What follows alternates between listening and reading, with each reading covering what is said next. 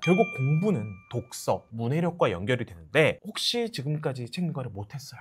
지금까지 미디어 관리부터 시작해서 많이 망가졌습니다. 이제부터라도 문해력도 따라잡아야 되고 공부 습관 다 잡아야 되는데 전략적으로 어떻게 하면 이 시간을 단축해서 아이를 선순환으로 돌릴 수 있을까요? 독서에서 독서량이라는 건 분명히 큰 도움이 되는데요. 오직 양만으로 결정되는 건 당연히 아닙니다. 그만큼 독서의 질이 좀 받쳐줘야 되거든요. 그러면 독서의 질을 어떻게 높일 것인가?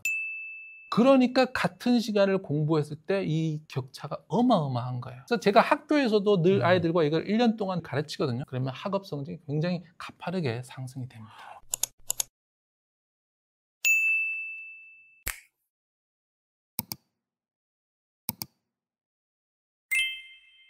안녕하십니까. 실천할 수 있는 교육 인사이트만 드리는 가든 패밀리 브루스 PD입니다. 여러분, 오늘의 가든 게스트는요, 문해력, 어휘력계의 차도남, 제가 제일 좋아하는 우리 콩나물 선생님을 모셨습니다. 안녕하십니까? 안녕하세요. 콩나물쌤 전병규라고 합니다. 초등교사로 20년 일했고요. 현재는 유튜브, 인스타그램에서 자녀교육 정보 나눠드리고 있습니다. 그리고 사교육하기 힘든 분들을 위해서 가정에서 우리 아이들 공부 습관 갖출 수 있는 프로그램 준비하고 있습니다. 네. 많이 저희 채널 와주시면 함께 하셨으면 좋겠습니다.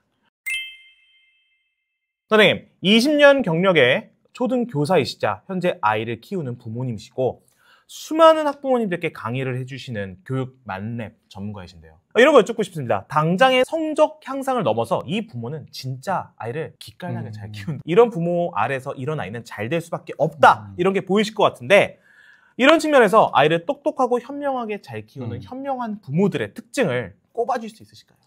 학교에서 아이들 가르치다 보면 모든 선생님이 예뻐하는 그런 애들이 있어요. 공부도 잘하고 뭐 운동도 잘하고 네. 친구 관계도 좋고 예의 바르고 잘 지내고 해서 어떤 선생님을 만나도 칭찬하고 제가 봐도 정말 대단하다 그런 애들이 있어요. 근데 이제 상담 주간이 되면 이런 애들 부모님이 상담을 올까요 안 올까요? 의외로 이런 분은 반드시 옵니다. 모두가 칭찬하는 아이들의 부모님은 꼭 오시고요. 어머니 좀 와야 되는데 말씀드릴 게 너무 많다 하는 애들은 꼭 안 옵니다. 그게 문제인데 근데 이제 이런 부모님이 오시면 보통은 어머니 뭐가 조금 부족하니까 봐주세요 이렇게 하는데 네네. 그렇게 할 게 없는 거죠. 그러다 보니까 오히려 물어봐요. 네. 누구 어머니 선생님들이 다 예뻐하고 전부 다 잘해요. 어떻게 보통 가르치세요? 뭘 가장 중점으로 하세요? 라고 하면 보통 부모님들이 얘기하시는 거랑 조금 달라요. 보통 부모님은 저는 영어를 제일 신경 써요. 아니면 애가 공부를 잘 안 해요. 이런 식으로 얘기하시거든요. 시키고 싶은 과목이라든지 아이의 부족한 점을 얘기하시는데 최상위권 그러니까 엄친아들의 부모님은 딱 긍정적인 희망하는 포인트를 얘기해요. 예를 들어서 우리 아이는 예의 바른 아이가 됐으면 좋겠습니다. 아니면 제가 가장 강조하는 것은 자기 스스로 하는 거예요 처럼 얘가 뭐가 부족해요 아니면 어떤 과목을 작은 걸 찝는 게 아니라 부모님이 바라는 자녀, 상, 이상적인 걸 딱 이야기를 하고 그쪽으로 가도록 판단한 거죠. 그러면서도 가장 공통적으로 얘기하는 게 방금 말씀드렸던 바로 자기 스스로 하는 아이들이에요. 특히 한 부모님이 그런 얘기 하셨어요. 우리 얘가 지금 막둥이인데 그 형이 있었는데 10살 차이 형인 거예요. 그때는 공부를 엄청 시켰대요. 학원에 가서 이거 시키고 저거 시키고 해서 애가 엄청 공부 잘했대요. 경시대회에서 뭐 금상도 받고 막 영어도 거의 원어민 수준이고 그래서 기대가 컸는데 딱 중3 되더니 공부를 손을 놓더래요. 나는 9년, 10년 했는데 더 이상 이렇게 못 살겠다. 나는 지금 10년간 엄마 말을 들으면서 살았는데 나는 곧 죽을 것 같으니까 이제부터 공부 안 한다 그러고 딱 놔버리더래요. 그래서 그 어머니랑 그 첫째랑 싸우고 난리가 났던 거죠. 근데 이길 수가 없어요. 그러니까 그 어머님이 그때 딱 그 생각이 들었대요. 이 말을 물가에 끌고 갈 수는 있지만 물을 먹일 수는 없구나. 그래서 막 후회를 하고 있었는데 이렇게 둘째가 생긴 거죠. 그러니까 그때 교훈 삼아 억지로 끌고 가는 건 의미가 없고 아이가 꼭 스스로 하도록 만들어야 되겠다. 그런 생각을 하셨다는데 최상위권 부모님들은 약간 공통적으로 전부 다 아이 스스로 하는 걸 굉장히 강조하시더라고요. 시켜서 길게 안 됩니다. 그런데 이렇게 자기 주도적인 아이를 키우는 데 있어서 이 부모님들이 그냥 대충대충 하는 게 아니라는 거죠. 그게 뭐냐면은 보통의 부모님들은 우리 애가 자기 스스로 했으면 좋겠다 이런 마음가짐은 있잖아요. 그런데 어떻게 하냐면 네가 스스로 해야 돼. 알았어? 끝인 거죠. 그러니까 스스로 하라는 기대만 하고 기다리고 스스로 안 한다고 비난하고 이 패턴으로 가는 거죠. 그런데 이런 아이들의 부모님들은 이렇게 단순히 기대하고 비난하는 게 아니라 굉장히 전략적으로 접근한다는 거예요. 저는 크게 3가지의 공통점들을 봤어요. 그 중에 첫 번째가 바로 미디어 관리예요. 예전에 이제 자기계발서에서도 봤는데 좋은 습관을 갖게 하기 전에 나쁜 습관부터 빼라라는 이야기를 들었거든요. 이 습관 총량의 법칙이라는 게 있기 때문에 이 좋은 습관을 넣으려고 하기 전에 나쁜 습관을 빼내야 좋은 습관이 들어갈 곳이 있다는 거예요. 그런데 아이들에게 가장 나쁜 습관이 뭐다? 미디어인 거예요. 그래서 이 부모님들이 미디어 관리를 어떻게 하시냐면 첫 번째가 TV가 없는 집이 되게 많았어요. 저희 집에 TV가 없어요. 가난해서가 아닌 거죠. 거실에서 TV 다 치우고 거실을 서재화하는 거. 그런 식으로 해서 아예 자기 주도성을 환경적으로 설계를 하는 거예요. TV 다음은 스마트폰이죠. 이 엄친아들의 상당수는 고학년인데도 핸드폰이 없는 경우가 많아요. 반에서 핸드폰 없는 아이들 보면 그런 아이들 없는 경우가 상당히 많고요. 더 말씀해 주십시오. 왜냐면 이런 얘기 있으면은 요즘 시대 어떻게 없냐? 거의 다 있다. 있어요. 없는 경우도 있고 쓰는 경우는 철저하게 자녀 앱을 통해서 관리를 하고 있어요. 보통 아이들은 요즘에 그 영화 좀비 딸이라고 나왔는데 요즘에 아이들이 좀비 딸, 좀비 아들이에요. 등하교 시간에 이러고 갑니다. 남자애들이. 심지어는 쉬는 시간에 화장실에 들어가서 오락을 합니다. 그 다음에 늦게 들어와요. 또 밤늦게 안 자고 게임하고 와서 학교에서 자는 애들이 있어요. 그러니까 이게 평범한 아이들의 일상이에요. 그러니까 이 나쁜 습관이 꽉 차 있으니까 그 다음에 공부라든지 운동이라든지 습관, 관계가 들어갈 자리가 없죠. 그렇기 때문에 이런 엄친아들, 최상위권 부모님들은 뭔가 도파민, 중독 여기서부터 벗어날 수 있는 상황을 기본적으로 환경을 설계를 하는 거죠. 두 번째, 이런 최상위권 아이들의 부모님은 시간 인식, 시간 관념을 굉장히 철저하게 지도를 합니다. 이 보통 아이들은요 5학년, 6학년이 돼도 학교 시간표를 잘 몰라요. 무슨 말이냐면은 9시에 1교시를 시작하면 40분 수업하고 10분 쉬거든요. 그러면 9시 40분에 수업 끝나고 10분 쉬고 50분에 시작하고 다음에 10시 반에 그럼 이렇게 시간이 딱 정해져 있잖아요. 네. 그런데 4학년, 5학년, 6학년 됐는데도 선생님 몇 분에 끝나요? 이럽니다. 그런 애들이 많아요. 얘네들은 시계를 볼 줄 모르는 게 아니라 시간에 대한 관념 자체가 없어요. 그래서 게임을 하더라도 그 최상위권 아이들의 부모님은 게임을 할 때 이렇게 얘기를 합니다. 30분 하는 거야? 1시간 하는 거야? 라고 딱 얘기를 해줘요. 근데 보통의 부모님들은 뭐라 그러죠? 많이 하면 안 돼. 조금만 해야 돼. 이게 차이가 어마어마해요. 1시간 제한을 주고 1시간 게임을 하고 나면요 만족감이 들어요. 그런데요 적당히 해 그러고 3시간 기다려주잖아요. 3시간 뒤에 불만족스럽습니다. 더 하고 싶어요. 왜냐하면 이 게임이라는 것은 너무나 즐겁기 때문에 들어가는 순간 시간 가는 줄 모르거든요. 애가 정신없이 했는데 한 30분 지난 것 같아요. 근데 3시간이 지나간 거죠. 그러니까 엄마 입장에서 화나는 거예요. 너 아까 전에 아침밥 먹고 들어가서 지금까지 한 거야? 이렇게 된 거죠. 관리가 안 되는 거죠. 여기서 조금 더 나아가시는 분들은 타이머까지 딱 줘요. 딱 맞춰가지고 객관적으로 아이가 인식할 수 있게. 그래서 이런 최상위권 아이들은 시계도 일찍 볼 줄 알고 항상 보면 시간으로 봐요. 선생님 몇 분 더 하면 돼요? 이런 식으로. 세 번째는 공부 습관에서요.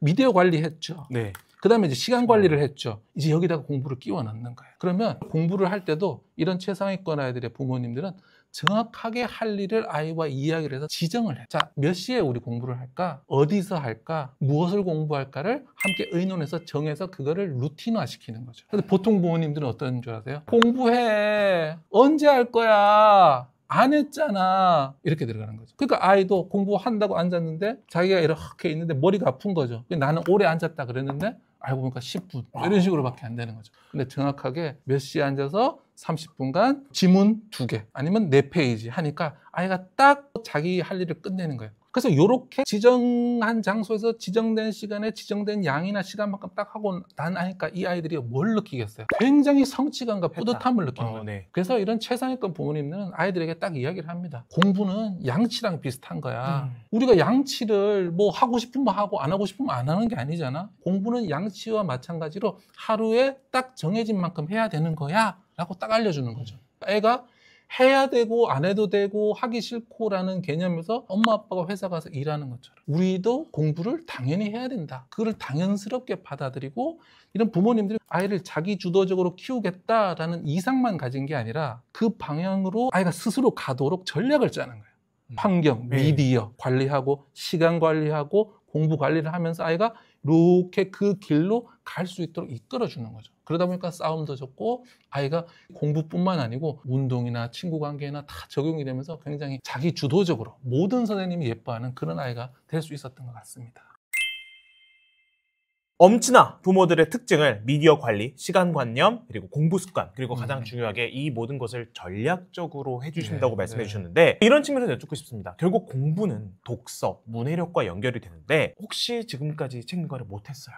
지금까지 미디어 관리부터 시작해서 많이 망가졌습니다. 이제부터라도 문해력도 따라잡아야 되고 공부 습관 다 잡아야 되는데 전략적으로 어떻게 하면 이 시간을 단축해서 아이를 선순환으로 돌릴 수 있을까요? 독서에서 독서량이라는 건 분명히 중요합니다. 네네. 분명히 큰 도움이 되는데요. 오직 양만으로 결정되는 건 당연히 아닙니다. 우리가 뭘 보더라도 양과 질이라는 게 있잖아요. 많이 독서하면 좋지만 그만큼 독서의 질이 좀 받쳐줘야 되거든요. 그러면 독서의 질을 어떻게 높일 것인가? 제가 학교에서도 뭐 교과서를 읽힐 때도 그렇고 독해할 때도 그렇고 문학을 읽을 때도 그렇고 제가 아이들에게 늘 강조하고 제 유튜브에서 초창기부터 강조하고 있는 게 바로 요약하며 읽기입니다. 요약하며 읽기가 그렇게 중요한 건가? 이렇게 생각하시는 분들 많으신데요. 요약은 뭐 단순히 그냥 간추리는 게 아닙니다. 요약을 한다는 것은 뭐냐면은 이 글이 쭉 있으면 거기서 불필요한 내용들을 우선 걷어내야 되겠죠. 그 다음에 중요한 내용들을 찾아야 되겠죠.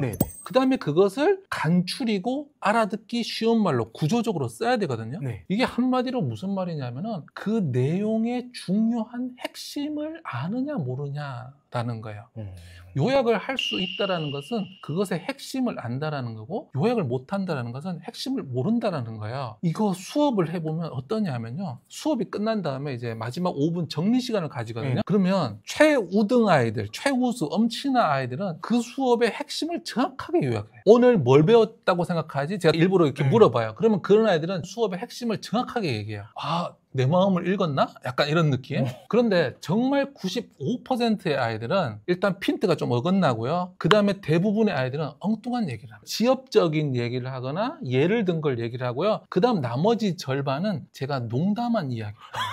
뭐 선생님 옛날에 첫사랑이 이런 얘기 한 1, 2분 지나갔잖아요. 그거 얘기하고 있어요. 그러면 이게 어떤 차이로 벌어질까요? 2명이 1만 시간을 공부한다고 봤을 때 그 엄친아들은 그 1만 시간 동안 에센셜하게 핵심을 공부하겠죠. 그런데 이 요약을 못하는 애는 지엽적인 얘기, 선생님 했던 농담, 방구 얘기 그런 거 기억하고 있는 거예요. 그러니까 같은 시간을 공부했을 때 이 격차가 어마어마한 거예요. 그러니까 왜 초등 들어올 때 비슷해 보였던 애들이 대학교 갈 때 누구는 서울대 가고 누구는 4년제도 어렵냐? 바로 그 시간 동안 뭘 공부했냐? 얘는처럼 허투루 공부했느냐? 아니면 핵심을 제대로 공부했느냐의 차이에서 나타나는 겁니다. 사실 그 요약이 중요하다는 거는 어렴풋이 알고 있었거든요. 근데 사실 좀 간과하고 있었습니다. 요즘 솔직히 뭐 GPT 들면은 빨리 얼마나 깔끔하게 요약해줘요. 챗 GPT가 요약 잘해주잖아요 라고 말씀하셨잖아요. 네네네. 부모님들도 그렇게 생각하세요. 그러면 참고서 같은 거 요약 잘 된 글을 보면 되지 않나요? 이렇게 생각하시거든요. 네네네. 그건 안 됩니다. 어떤 내용을 아이가 스스로 요약하는 힘이 있어야 되는 거지 요약이 된 거를 보는 거랑은 달라요. 요약이 된 걸 보면 거기에는 맥락이 없어요. 핵심만 있고 예시라든지 사례라든지 반대라든지 이게 주변이 없거든요. 근데 이게 있어야 이 아이가 전체적으로 이해할 수 있어요. 그랬을 때 실제 문제를 풀 수 있어요. 어려운 문제라든지 실생활 문제라든지 심한 문제라든지 풀 수가 있게 돼요. 그래서 누가 요약해 준 걸 가지고 공부하면 안 되고 본래 우리가 원저라고 하잖아요. 그거를 본인이 읽어서 전체를 파악하면서 핵심을 요약해야 진짜 공부 능력이 자라는 겁니다. 요약은 딱 요 4단계로 하시면 되는데요. 첫 번째는 핵심어를 찾는 거예요. 글이라는 것은 어떤 메시지를 전달하잖아요. 네. 그 메시지 속에서는 반드시 특정 개념이 들어가게 됩니다. 그리고 이 개념들은 모두 단어죠. 네. 그게 핵심으로서 하나가 딱 들어있어요. 그래서 어떤 글을 읽었을 때 이 글에서 모두 버리고 딱 하나만 남긴다면 하면서 하나의 단어를 고를 수 있어야 돼요. 실제로 뭐 2개, 3개가 되는 경우도 있기는 한데 제일 먼저 1단계로 제일 중요한 단어를 아이에게 찾아보라고 하세요. 두 번째로는요. 핵심어를 찾았다면 이 핵심어를 포함한 중심 문장을 찾아봐야 돼요. 우리가 사적인 대화에서는 맥락이 없고 이 얘기했다가 저 얘기했다가 횡설수설하지만 조금만 전문적인 대화가 되거나 조금만 전문적인 강의나 글이 되면 여기에는 전부 다 메시지라는 게 있어요. 한 문장으로 정리할 수 있는 메시지. 이 한 문장으로 정리할 수 있는 메시지가 있으면 그 말과 텍스트는 좋은 거고 그렇기 때문에 아이들에게 찾아내게 하시고요. 세 번째는요. 글마다 짜임이라는 게 있거든요. 네. 예를 들어서 나열 같은 포유류 동물의 종류 하면 뭐 코끼리, 고래, 네. 사람 뭐 이렇게 나열되는 네. 게 있고 다음에 뭐 순서, 예를 들어서 뭐 라면 끓이는 순서, 뭐 어떤 순서들이 있잖아요. 그런 것들이 있고 또 뭐 문제와 해결, 뭐 지구온난화가 있으니까 해결 방법을 쭉 나오는. 그러니까 글에는 이렇게 메시지를 전달하는 어떤 구조, 짜임이라는 게 있어요. 네. 그래서 그것에 맞게 글을 정리하면 좋습니다. 마지막 네 번째가 이 얘들을 다 모아서 한 문장 혹은 세 문장 정도로 요약을 해보는. 거기서 불필요한 표현들을 다 버리면 되겠고 중요한 표현들, 중심 문장, 아이디어를 가지고 짧게 정리를 하면 요약하기가 됩니다. 그래서 제가 학교에서도 늘 아이들과 이걸 1년 동안 가르치거든요. 왜냐하면 수업을 요약을 해야 되니까. 그래서 이렇게 하면 아이들이 1시간 수업을 들은 다음에 오늘 핵심어가 뭐다, 중심 내용이 뭐다, 그리고 어떤 내용으로 짜여져 있다는 걸 본인이 말할 수 있게 되고요. 그러면 학업 성적이 굉장히 가파르게 상승이 됩니다. 이 문제 가지고 실제로 한번 해보시겠어요? 요 글 한번 읽고 핵심어부터 찾아보세요. 네, 여러분들도 한번 해보시면 좋겠습니다. 자, 이 글의 핵심어. 문화유산이라는 말이 굉장히 많이 나오네요. 그렇죠. 1문단만 네. 중심 문장을 한번 빠르게 네. 한번 읽어보겠습니다. 네. 뭐 여러 가지 이유로 훼손이 되고 있다. 그런 의미 같은데요?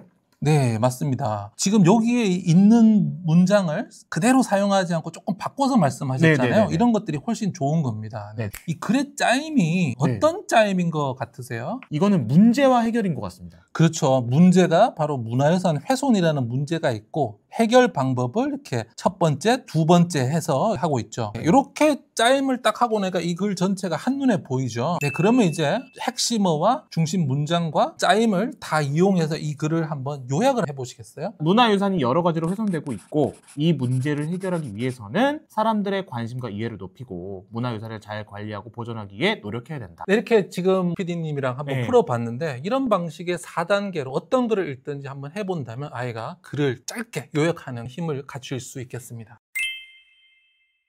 많은 교육 전문가들이 고급 어휘력을 문해력 향상의 키워드로 꼽고 있는데요. 미취학 아이들, 또 특히 네. 초등 저학년 아이들의 경우 이런 고급 어휘력을 좀 어떻게 하면 전수해 줄 수 있을까요? 고급 어휘들이라는 것은 기본적으로 거의 대부분이 한자어입니다. 우리말의 60%도 한자어지만 학교에서 배우는 개념어들은 거의 95%가 한자어거든요. 그리고 우리가 일상에서 어떤 학문에서 쓰는 것들은 거의 다 한자어이기 때문에 이 한자어를 놓칠 수가 없어요. 아이와 함께 생활 속에서 하다 보면 어떤 단어들을 이야기하게 네네네. 되잖아요. 그럴 때 그냥 뜻만 알려주지 마시고 한자어로 꼭 잘라 보시기를 추천을 드려요. 예를 들어서 아빠 왕자가 뭐야? 라고 했을 때 왕자, 왕의 아들이지 이렇게 얘기하는 게 아니라 왕자는 임금 왕의 아들자야 이런 식으로 이야기를 해주시는 거예요. 그래서 초창기에는 이 정도만 하셔도 충분해요. 아이가 물어볼 때마다 네이버 한자 사전을 찾으셔가지고 이 단어는 뭐 더하기 뭐야? 라는 식으로 자주자주 알려주세요. 그러면 아이가 어느 순간에 인식을 하기 시작해요. 그 다음에 자기가 어떤 어휘가 궁금하면 첫째 어느 날 저한테 이렇게 딱 묻더라고요. 아빠 이거는 뭐야? 이렇게 딱 물어요. 왜냐하면 두 단어가 붙었다 한자어다라는 개념 자체가 없어요. 어린아이들은. 그렇기 때문에 단어가 나올 때마다 하루에 한두 개씩 네. 너무 많이 하지 마시고 한두 개씩 하다 보면 아이가 인식을 하게 되고 계속 해주는 거죠. 1단계가 이렇게 인식하기라 그러면 그 다음에는 두 번째는 확장을 해주는 거예요. 네. 또 예를 들어서 왕자로 계속 얘기를 한다면 여기서 아들자에서 확장을 해가는 거예요. 네네. 예를 들어서 어미모, 엄마는 뭐라고 해. 네. 그래서 엄마와 아들을 뭐라고 할까? 모자. 딸은 또 여라고 하죠. 그러면 둘을 합치면 뭘까? 자녀. 이런 식으로 한자가 확장돼 나가잖아요. 그래서 아들자에서 멈춰버리는 것이 아니라 아들자라는 하나의 글자를 이용해서 파생을 시키다 보면 어휘력이 급격하게 빠르게 늘어납니다. 그런데 한자어 교육하실 때 제발 한자 쓰는 방법을 꼭 외우라고 하지 않으셨으면 좋겠어요. 우리가 한자어 급수 자격증을 따려면 쓰는 방법을 알아야 되는데 사실상 일상생활에서는 쓰지 않잖아요. 한자를 우리가 병행하지도 않기 때문에 굳이 이거 쓰는 방법을 외우게 되면 아이들이 학습 양이나 부담이 훨씬 더 커집니다. 이왕이면 알면 좋다라고 하지만 그 시간에 다른 걸 공부하면 더 많이 도움이 돼요. 그래서 굳이 한자 쓰는 방법 외울 필요 없고요. 그리고 처음에는 자꾸 외우라고 너무 강요하지 않으셨으면 좋겠어요. 아들은 자다, 아들은 자다. 이것도 자꾸 반복을 하면서 외워 이렇게 안 하시고 조금 처음에는 편안하게 흘러가듯이요. 네네네. 학년이 조금씩 올라가잖아요. 그러면 하루에 한두 개 정도 교과서나 비문학이나 텍스트에서 한자 개념을 좀 골라보세요. 그거를 가지고 하루에 한두 개씩 계속해서 공부를 하는 거죠. 예를 들어서 삼각형이 뭐야? 그럼 애들은 삼각형이요 이러거든요. 근데 석삼의 뿔각의 모양형, 세 개의 뿔이 있는 형태가 삼각형이구나, 이런 식으로 이해해 가는 겁니다. 그러면 교과서에 나오는 개념들을 하나하나 한자로 잘라서 생각을 하다 보면 그 개념을 굉장히 깊이 이해할 수 있게 돼요. 그래서 이렇게 한자로 공부하는 아이들은 학교 개념을 굉장히 깊게 습득합니다. 특히 수학에서도 맨날 개념 중요하다 그러잖아요. 이럴 때도 한자로 아는 아이들과 한자로 모르고 그냥 아는 아이들은 크게 차이가 나요. 한자로 개념을 아는 아이들은 그 개념의 본질을 알아요. 예를 들어서 미분, 적분 이런 거 있잖아요. 적분이 뭐냐 아무도 아이들이 모르거든요. 근데 한자를 깊이 아는 아이들은 알 수도 있는데, 이 적분이 쌓을 적에 나눌 분이에요. 그래서 그래프가 있으면은 이걸 자르는 것은 미분이에요. 작을 미자에 나눌 분. 작게 자르는 것이 미분이 되고, 이 자른 것을 다시 쌓으면 적분이 되거든요. 그러니까 이렇게 한자를 통해서 개념을 꼭 익히는 아이들은 그 개념 자체의 본질을 이해할 수 있어서 굉장히 학습에서 유리합니다.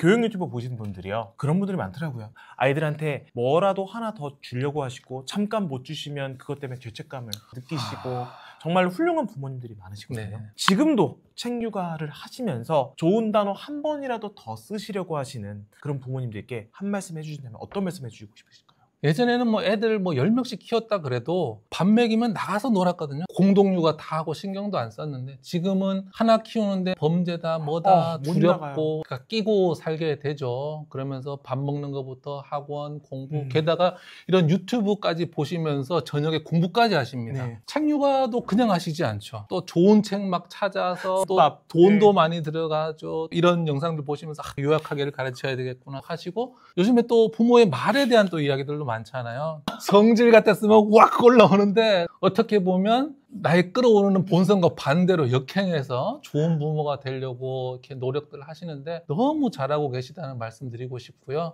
우리 부모님들 참 많이 고단하세요.